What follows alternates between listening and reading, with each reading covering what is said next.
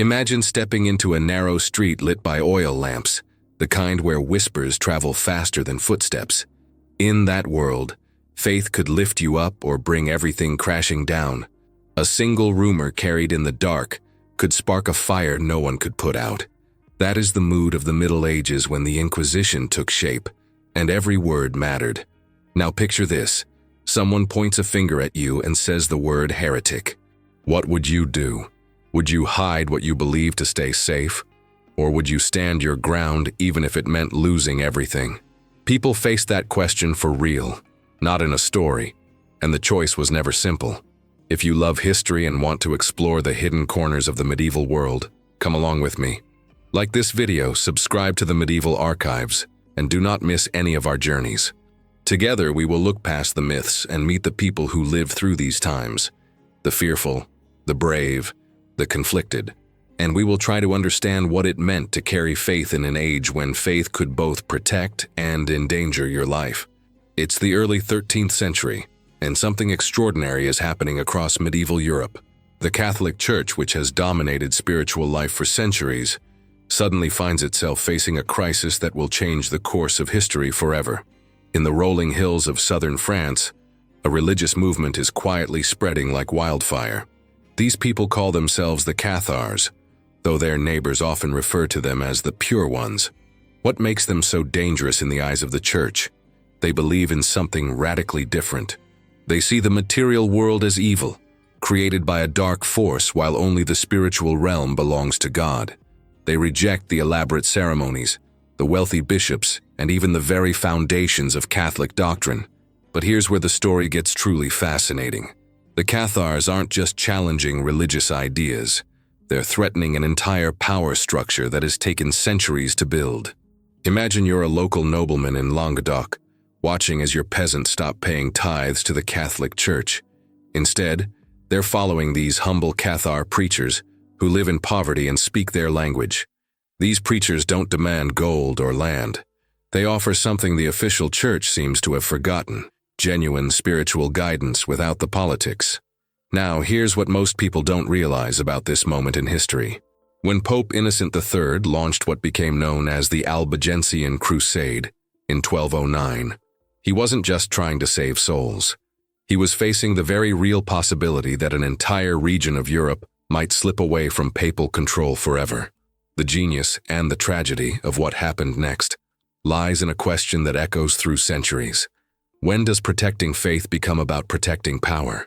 French nobles from the north saw an incredible opportunity. They could march south under the banner of religious righteousness, but what they really wanted were the rich lands of Languedoc. The Pope promised them the same spiritual rewards as fighting in the Holy Land, but with a much shorter journey and far greater material prizes waiting at the end. This is where the story takes a darker turn. After 20 years of brutal warfare, after entire cities like Béziers were destroyed and thousands killed, the Church realized that military crusades alone couldn't solve their problem. Heretical ideas, it turned out, were like seeds scattered by the wind, nearly impossible to destroy with swords alone. So, in 1231, Pope Gregory IX made a decision that would haunt Europe for centuries. He established something entirely new, a permanent, systematic way to hunt down dangerous thoughts. This wasn't just about punishing crime after it happened. This was about creating a machine designed to find, examine, and eliminate ideas before they could spread. Here's the most chilling part. The Church convinced itself and many others that this was an act of love. They truly believed that allowing someone to die with heretical thoughts meant condemning their soul to eternal damnation. Better to use earthly pain to save them from infinite suffering in the afterlife. But local nobles quickly discovered something wonderful about this new system.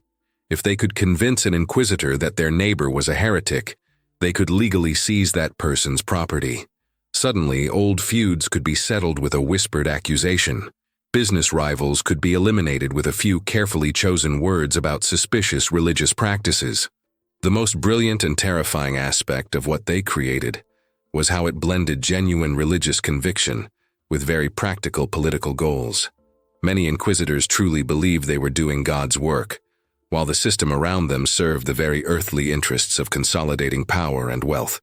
This is how the Inquisition was born, not in a single moment of evil decision-making, but through a gradual process where the desire to protect faith became inseparable from the need to preserve power. And once this machine was built, it would prove nearly impossible to stop. Let me tell you about Brother Thomas of Carcassonne, a man whose story reveals the tragic complexity of those who served the Inquisition. Thomas wasn't born evil. He was a genuinely devout monk who truly believed he was saving souls from eternal damnation. Picture him in his small stone cell, spending hours each night in prayer, wrestling with doubts that he dare not voice. He joined the Dominican order because he wanted to serve God, to help people find their way to salvation. When his superiors chose him to become an inquisitor, he saw it as the ultimate test of his faith. Here's what makes Thomas's story so haunting. He genuinely believed that physical pain in this world was nothing compared to the infinite suffering of hell. In his mind, if torture could force a heretic to confess and repent, he was literally saving that person's eternal soul. This wasn't cruelty to him. It was the deepest act of love imaginable. But something strange began happening to Thomas as the months turned into years. The work started consuming him in ways he never expected. He'd lie awake at night, replaying interrogations in his mind, wondering if he'd asked the right questions, applied the right pressure. His fellow monks noticed he'd stopped laughing, stopped joining their evening conversations. The records from Carcassonne tell us about one case that seemed to break something inside Thomas forever. A simple peasant named Pierre was brought before him, accused by his own neighbors of practicing witchcraft. The evidence was thin. Some sick animals, a failed harvest, whispers about strange lights seen near his cottage at night. Pierre was a gentle man, maybe 40 years old, with calloused hands from working the fields and eyes that held no malice. When Thomas first questioned him, Pierre simply shook his head, confused and frightened. "I don't understand what you want from me, Father," he kept saying. "I go to Mass every Sunday. I say my prayers." But here's where the system revealed its terrible logic. The Inquisition manual was very clear. If someone denied their guilt, it often proved they were lying, because true heretics were known to be deceptive. If they confessed immediately, it proved they were guilty. And if they remained silent, well, that was clearly the devil preventing them from speaking. Thomas followed the procedures he'd been taught. First came the showing of instruments, letting Pierre see the devices that would be used if he didn't confess. The manual said this psychological pressure often worked better than actual pain. Pierre's face went white, but he still maintained his innocence. Then came Pierre's wife, Marie. She threw herself at Thomas's feet, weeping, begging him to believe her husband's innocence. "He's never hurt anyone," she cried. "He helps our neighbors with their harvest. He shares our bread when others go hungry. Please, Father, you must see he's a good man." But Thomas had been trained to see such pleas as proof of the devil's influence. The manual warned that demons would use family bonds to protect their servants. The more desperate Marie became, the more convinced Thomas grew that dark forces were at work. What the documents from that time reveal is extraordinary. Thomas actually wrote letters to his superiors, expressing doubts about Pierre's case. But his mentor's response was swift and clear. Doubt was a spiritual weakness, a sign that Thomas's own faith was being tested. If he truly loved God, he would trust the system and do his duty. So Thomas authorized the use of what they called moderate torture. Enough pain to encourage honesty, but not enough to permanently damage God's creation. He told himself he was being merciful, choosing the lesser evil to prevent the greater one. The most heartbreaking part of this story lies in what happened to Thomas himself. Historical records show that after Pierre's case, Thomas began requesting transfers, moving from town to town across southern France. His handwriting in official documents became shakier. His reports grew shorter, more mechanical. Fellow inquisitors noted that Thomas had developed a habit of visiting churches late at night, spending hours kneeling before crucifixes. Some whispered that they'd seen him weeping, though none dared ask why. The man who had started as a faithful servant of God was slowly being destroyed by the very system he thought would save souls. Here's what makes this tragedy so profound. Thomas never stopped believing he was doing God's work. Even as the weight of his actions crushed his spirit, Even as he began avoiding eye contact with the families of the accused, he convinced himself that his suffering was part of God's plan. He was sacrificing his own peace of mind for the greater good of salvation. The Inquisition created thousands of men like Thomas, not monsters, but deeply flawed human beings who allowed their genuine faith to be twisted into something that hurt both others and themselves. They were heroes in their own minds, villains in history's judgment, and above all, tragically human in their capacity for both devotion and self-deception. This is perhaps the most unsettling truth about the Inquisition. It wasn't run by evil men, but by good men who had convinced themselves that terrible things were actually acts of love. Now, let me share with you something that might surprise you about the Inquisition. When most people think about this dark chapter in history, they immediately picture burning stakes and public executions. But here's the fascinating and disturbing truth. The fire was actually the final act, not the main performance. The real story of the Inquisition lies in what happened behind closed doors, in those stone chambers beneath monasteries and courts across medieval Europe. What took place there was far more calculated, far more systematic than the dramatic scenes we see in movies. The Inquisitors, you see, had a problem. They needed confessions, but they also needed those confessions to appear voluntary. After all, a confession extracted through obvious brutality might be questioned by higher authorities, or even by the local population. So they developed something much more sophisticated, a science of pressure. Let me tell you how this actually worked, step by careful step. When someone was first brought before an inquisitor, the process began not with pain, but with isolation. The accused would be placed in a cell, often underground, where they couldn't tell day from night. Food came irregularly. Sleep was frequently interrupted by guards or by the sounds of other prisoners. This wasn't random cruelty. It was designed to break down a person's sense of reality before any questions were even asked. Then came what the Inquisitors called the showing. The accused would be brought to a chamber where various devices were displayed. Not used, mind you, just shown. The Inquisitor would explain, in careful detail, exactly how each device worked and what it would do to the human body. This psychological approach was often more effective than actual physical methods. Here's where the story gets truly chilling. Many people confessed at this stage before any physical pressure was applied. The fear of what might happen proved stronger than the reality of what was happening. But for those who maintained their innocence, the Inquisitors had developed a graduated system. They started with what they called light methods. Sleep deprivation was common, keeping someone awake for days until their mind began to play tricks on them. Starvation was another tool, weakening both body and resolve. When these psychological approaches failed, they moved to what the official manuals described as moderate physical persuasion. One technique involved binding someone's hands behind their back and slowly lifting them by a rope until their shoulders began to separate. The pain was excruciating, but it left no permanent visible marks. Another method used water in ways that would leave us breathless today. The accused would be restrained on an inclined board, a cloth placed over their face, and water poured slowly over the cloth. It created the terrifying sensation of drowning while technically leaving the person unharmed. What's remarkable is how precisely these techniques were designed. Maximum psychological impact with minimal physical evidence. But here's perhaps the most disturbing aspect of this entire system. The Inquisitors kept detailed records of everything. They documented which methods worked on which types of people. They noted how long it typically took different individuals to break.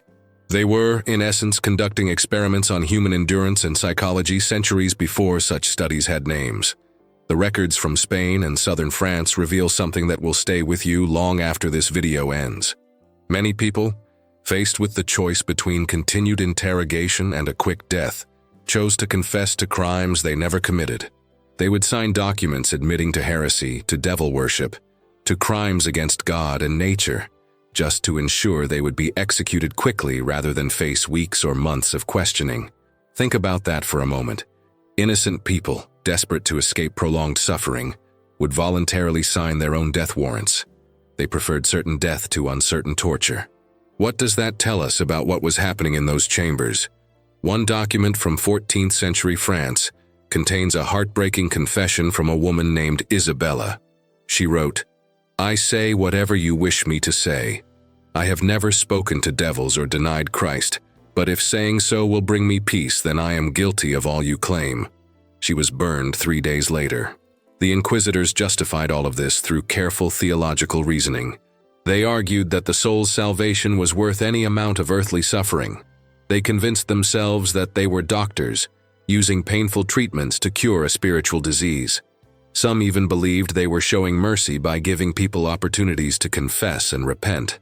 But the human cost was devastating. Families were destroyed not just by executions, but by the knowledge of what their loved ones had endured. Entire communities lived in fear, knowing that a whispered accusation could lead to that knock on the door in the middle of the night. What makes this history so important to understand is how it reveals the capacity for ordinary people to participate in extraordinary cruelty when they believe they're serving a higher purpose. The Inquisitors weren't monsters from another world. They were human beings who had convinced themselves that their actions were not only justified, but necessary. Did you know that many of those labeled as heretics were completely innocent, confessing only to escape prolonged suffering? If you're finding this historical journey as fascinating as I am, please subscribe to the Medieval Archives, give this video a like, and share it with others who appreciate learning about these crucial moments in human history. And I'm curious, leave a comment telling me, do you think you would have had the courage to maintain your innocence in the face of such pressure? The story of these interrogation methods shows us something profound about human nature, both its terrible capacity for inflicting suffering and its incredible resilience in enduring it. Understanding this dark chapter helps us recognize similar patterns in our own world and reminds us why protecting human dignity must always remain our highest priority. Let me tell you about a woman whose courage echoes through the centuries, though history barely remembers her name. In the bustling streets of 13th century Montpellier, while inquisitors prowled the shadows looking for heretics, a Jewish woman named Miriam was quietly conducting her own revolution. Miriam wasn't a warrior or a noble. She was a mother of 3, married to a merchant who traded in fabrics and spices. But she possessed something that the authorities feared more than any sword: knowledge, and the dangerous desire to share it. You see, in medieval Europe, literacy was largely controlled by the church. Most people couldn't read or write, which meant they had to rely on priests to interpret scripture, law, and even basic contracts. This gave the clergy enormous power over people's daily lives and spiritual understanding. But Miriam had learned to read Hebrew from her father, and over the years, she had also mastered Latin and the local vernacular. More importantly, she had discovered something revolutionary. Teaching others to read was like giving them keys to unlock the world. Here's where her story becomes extraordinary. Despite the constant threat of persecution, despite knowing that being caught could mean death, not just for her, but for her entire family, Miriam began secretly teaching neighborhood children to read and write.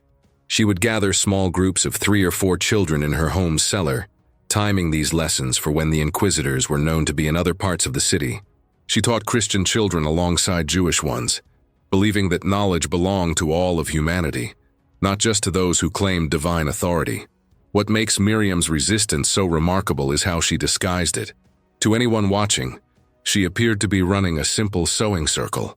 Children would come to her home carrying fabric scraps and thread, but hidden beneath those materials were pieces of parchment with letters and simple words written on them.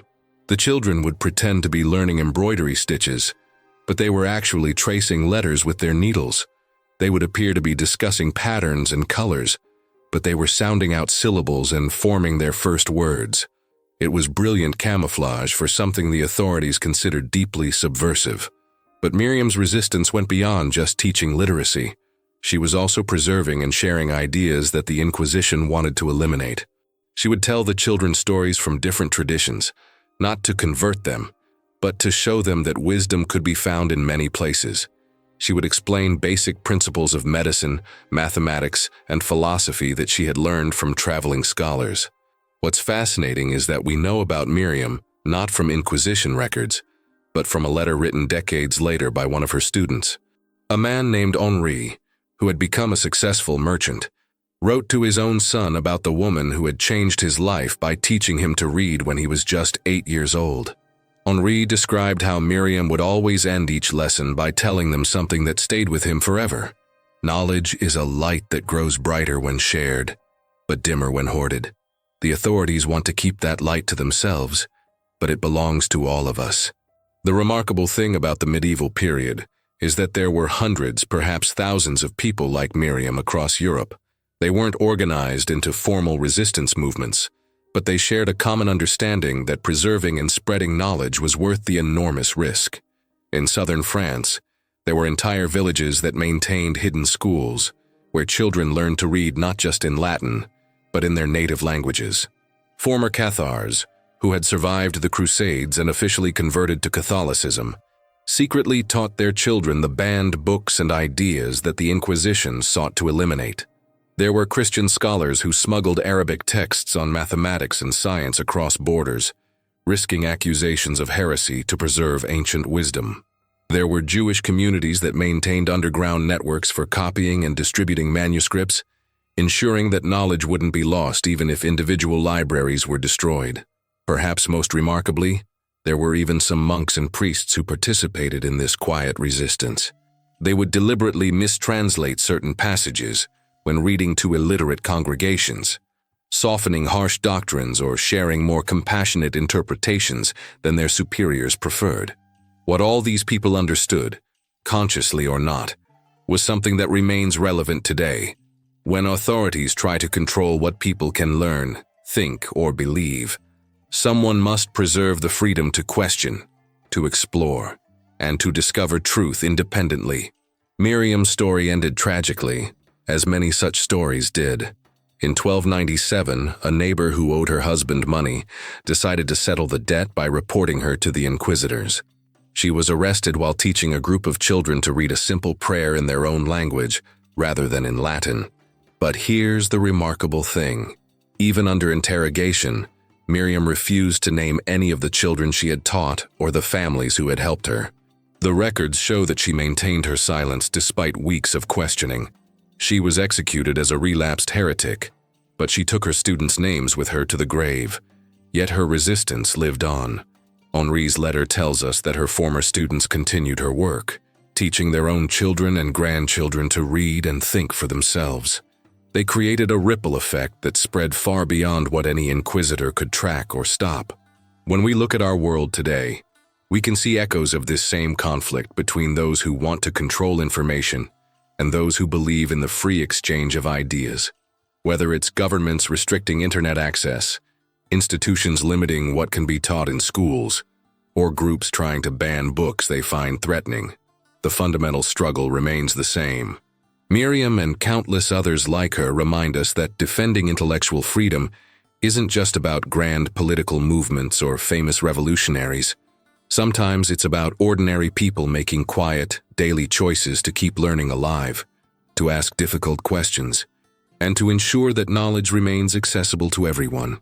The secret resistance of the medieval period shows us that even in humanity's darkest hours, there are always those who choose enlightenment over ignorance, courage over safety, and truth over convenience.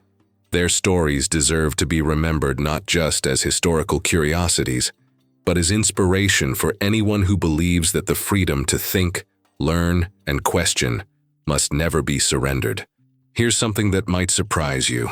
The Inquisition didn't end with a dramatic declaration or a single moment of enlightenment.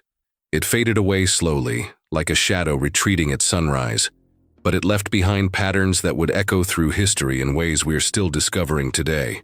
The last execution by the Spanish Inquisition took place in 1826, when a Spanish schoolteacher named Cayetano Ripoll was hanged for teaching ideas considered dangerous by the Church. Think about that for a moment. People were still being killed for their thoughts well into the 19th century, long after we like to think humanity had moved beyond such darkness. But even more fascinating is what happened to the methods and mindset of the Inquisition after the institution itself was officially abolished. The techniques didn't simply vanish, they evolved, adapted, and found new homes in different systems of power.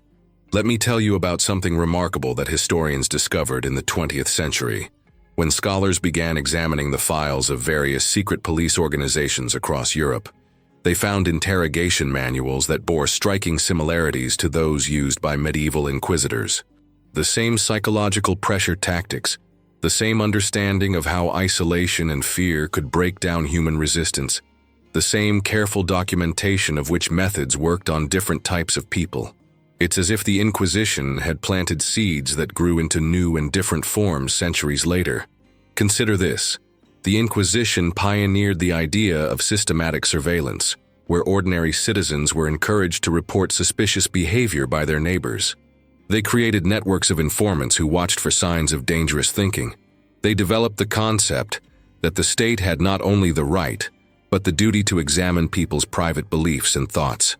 Sound familiar? During the French Revolution, the Committee of Public Safety used remarkably similar methods to hunt down enemies of the Republic. During the 20th century, various totalitarian regimes employed surveillance and interrogation techniques that would have been instantly recognizable to any medieval inquisitor. The technology changed, but the fundamental approach remained eerily constant. But here's what makes this historical pattern truly unsettling. Each generation that used these methods convinced itself that it was different, that its cause was more righteous, its enemies more dangerous than those who came before. The French revolutionaries believed they were protecting democracy from royalist plots. Various 20th century movements believed they were defending their nations from foreign infiltrators or domestic traitors. In each case, the people implementing these systems saw themselves not as oppressors, but as protectors of something precious and fragile. This is perhaps the most important lesson the Inquisition teaches us. The greatest dangers to human freedom often come not from those who openly embrace evil, but from those who genuinely believe they're doing good. Think about our world today. We live in an era of unprecedented access to information, yet we also see growing calls to restrict certain types of speech, to monitor online activity, to identify and isolate people with dangerous ideas. The technology is completely different, but the underlying questions remain remarkably similar to those faced by medieval Europeans. When does protecting society from harmful ideas become thought control? When does preventing the spread of dangerous information become censorship? When does identifying threats become persecution of differences? These aren't simple questions with obvious answers, but they're questions that every generation must confront. Here's something that should give us pause. Many of the people we now recognize as heroes of human progress were once considered dangerous heretics by their contemporaries. Galileo was silenced for suggesting that the Earth moved around the sun. Scientists who proposed that diseases were caused by invisible organisms were ridiculed and ostracized. Philosophers who argued for individual rights were seen as threats to social order. Throughout history, the line between protecting society and suppressing progress has been thinner than most people realized at the time. But there's also reason for hope in this story. Each time these patterns have emerged, people have eventually recognized them and pushed back. The Inquisition ultimately failed because it couldn't destroy humanity's fundamental curiosity and desire for truth. Every attempt to control thought completely has eventually crumbled because ideas, unlike people, are nearly impossible to kill. The secret resistance we talked about earlier, people like Miriam, teaching children to read in hidden cellars, that spirit has never really disappeared. In every generation, there are those who quietly preserve knowledge, who ask uncomfortable questions, who refuse to let others do their thinking for them. Today, we have tools that medieval resistors could never have imagined. Information can be copied and shared instantly across the globe. Ideas can spread faster than any authority can track them. Knowledge is more democratized than at any point in human history. But we also face challenges that would be familiar to anyone who lived through the Inquisition. We see attempts to create lists of acceptable and unacceptable thoughts. We see pressure to conform to orthodox opinions on complex issues. We see people losing their livelihoods for expressing views that were considered mainstream just years ago. The question isn't whether we're facing a new Inquisition.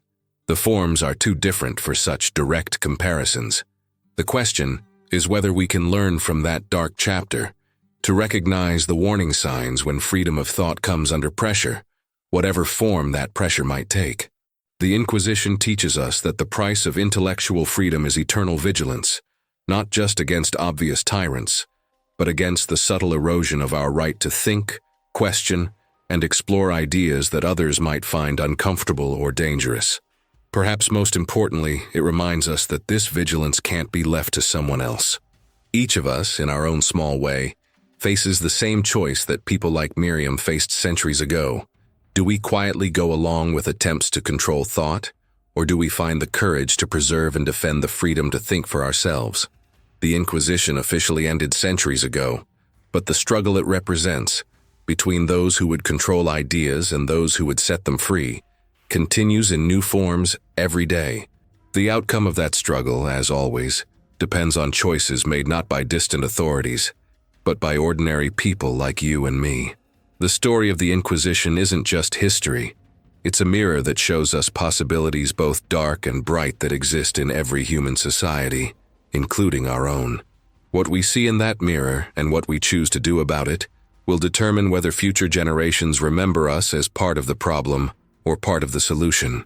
As we reach the end of this journey through one of history's darkest chapters, I want you to step back with me and see the bigger picture that emerges from these individual stories we've shared.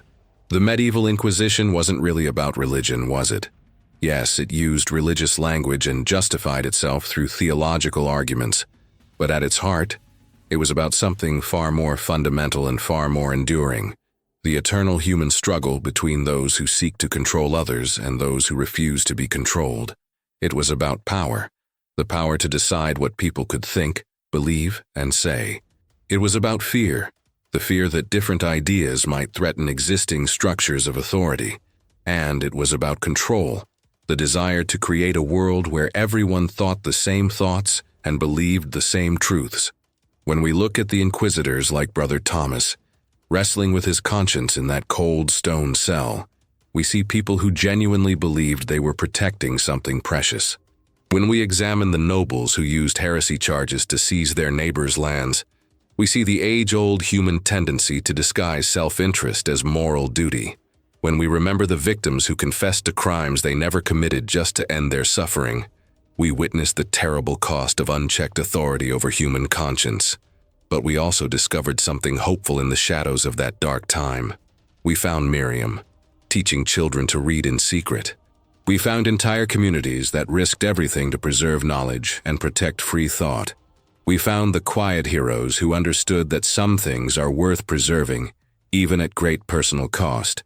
These stories matter today because the fundamental conflict they represent never really goes away.